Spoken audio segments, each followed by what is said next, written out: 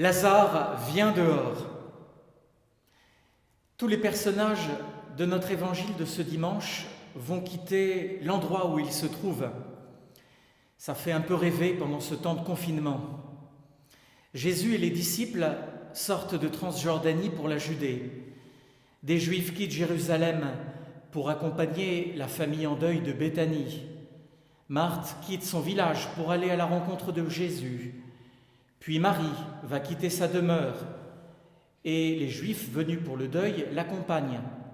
Lazare, enfin, quitte son tombeau. Notons que pour Marthe, que pour Marie, les Juifs en deuil et Lazare lui-même, le point de convergence, c'est Jésus. Et nous, vous me direz que l'on est un peu cloué sur place en ce moment, que nous ne pouvons pas célébrer comme d'habitude. C'est bien vrai, mais il me semble que vous comprenez pourtant bien que ce qui est à quitter pendant ce temps de purification qu'est le carême, ce qui doit cheminer en nous, ne se mesure pas en kilomètres, voire en centimètres. Oui, nous pouvons aller à la rencontre du Christ, comme Marthe, sans pour autant quitter notre chambre. Les alchimistes de la Renaissance prétendaient changer le plomb en or, mais ça n'est pas possible. Par contre, l'appel du Christ à transformer ce temps de plomb en or est à portée de main. Faire de ce temps mort un temps de vie, c'est possible.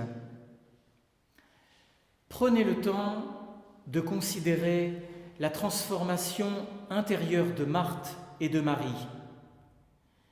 Voyez comme les reproches ou la déception dont l'une et l'autre se font l'écho auprès de Jésus vont se changer en foi. Toutes les deux commencent de la même façon à interpeller Jésus. « Seigneur, si tu avais été ici, mon frère ne serait pas mort. » Mais pour nous-mêmes, n'allons pas trop vite. Le risque serait de lire cette page de l'Évangile en allant tout de suite à la conclusion. Jésus affrontant victorieusement la mort et délivrant Lazare, mais en escamotant tout l'itinéraire. Or, celui-ci, il est bien décisif pour nous.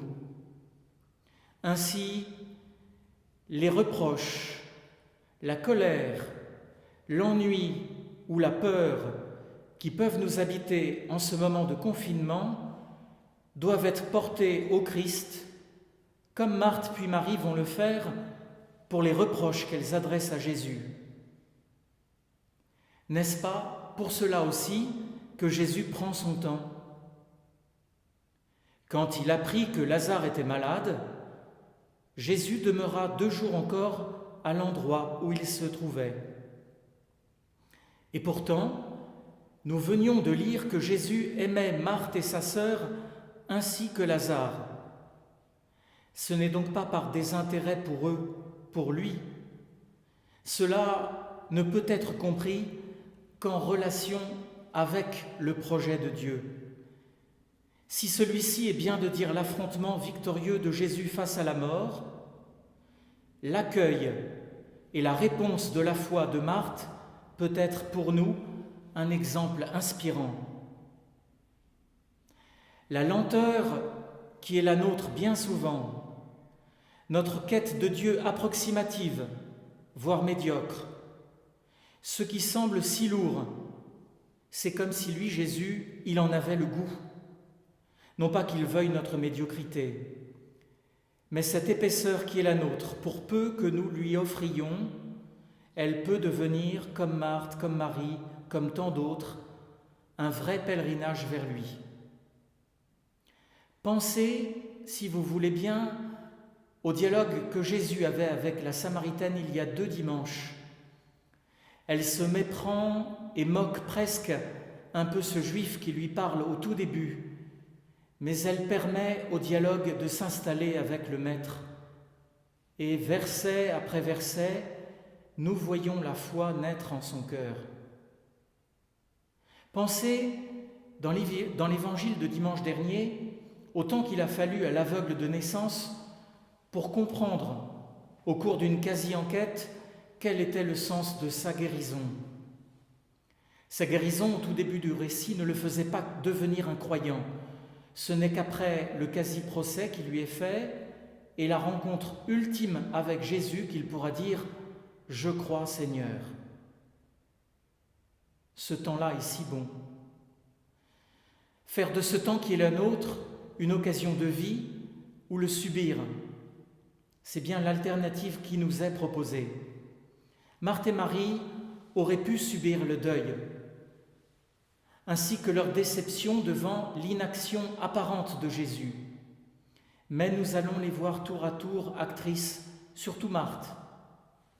Comme avec l'aveugle de naissance et la Samaritaine, si Jésus a bien l'initiative, s'il est bien au centre, eh bien tout ne s'accomplit pas sans tous ces protagonistes qu'il veut rencontrer et faire grandir.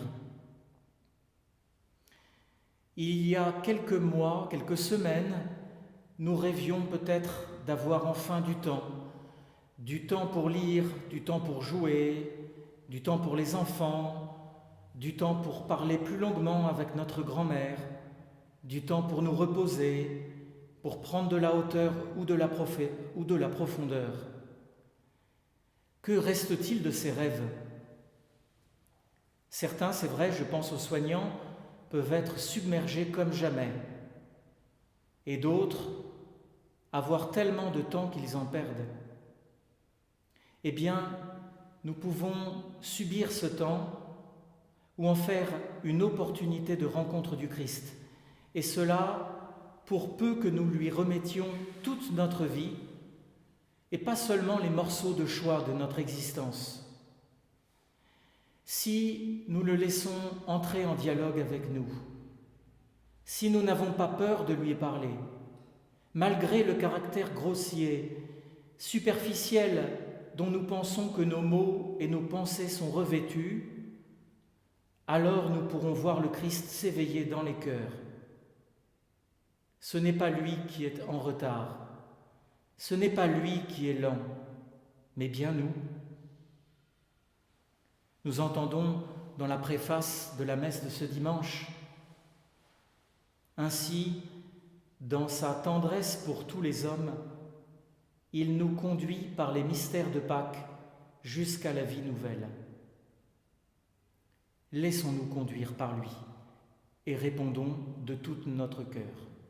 Amen.